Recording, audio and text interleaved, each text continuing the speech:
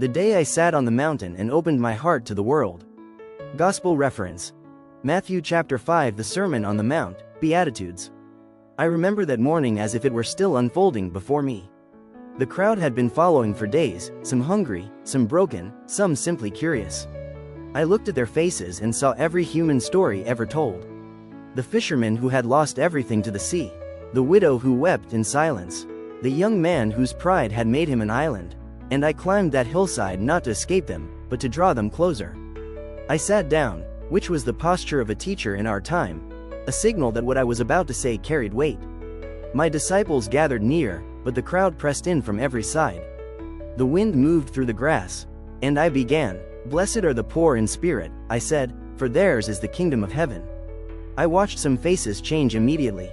They had expected a political speech, a rallying cry, a promise of military liberation.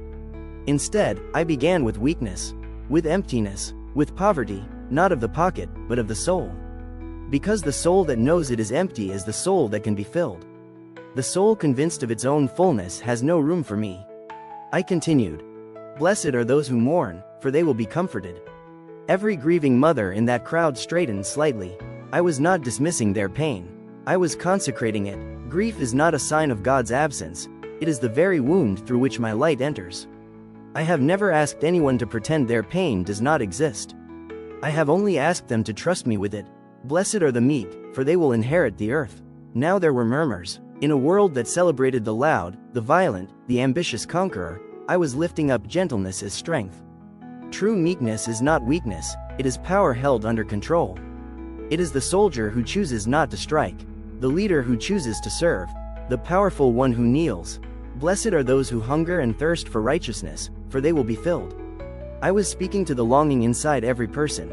That ache for things to be right, for justice to come, for goodness to win. That hunger is holy. Do not suppress it, feed it with truth. Blessed are the merciful, for they will be shown mercy. Mercy is not a feeling, it is a decision. It is looking at someone who has wronged you and choosing to release them from the debt. This is not easy, but what you give in mercy, you receive multiplied. Blessed are the pure in heart, for they will see God. Purity is not merely about the body.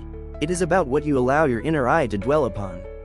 The pure in heart are those who see beyond the surface of things. They see me in the face of the stranger, in the cry of the child, in the beauty of the morning. They will see me because they have been practicing seeing me all along. Blessed are the peacemakers, for they will be called children of God.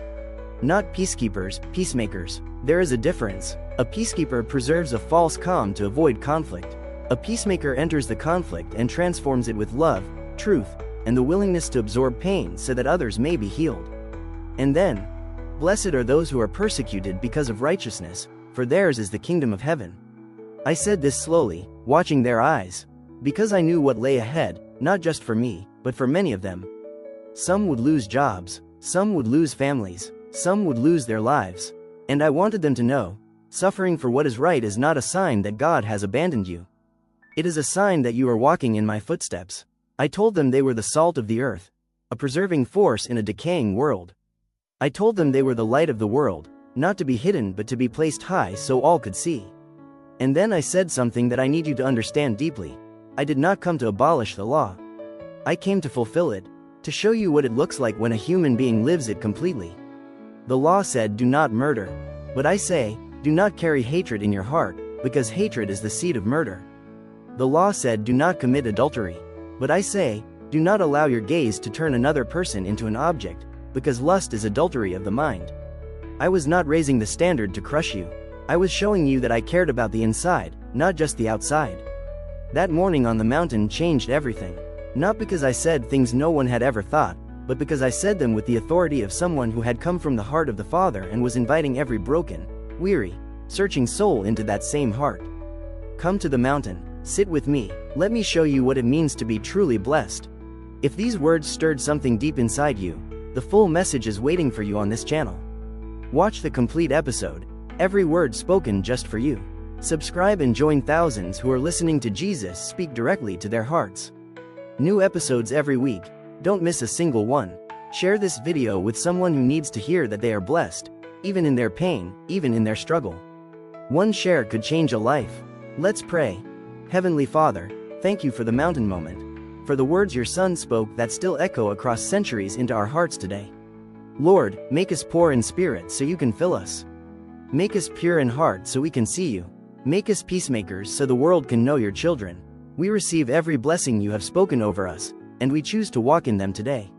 In the powerful name of Jesus, Amen.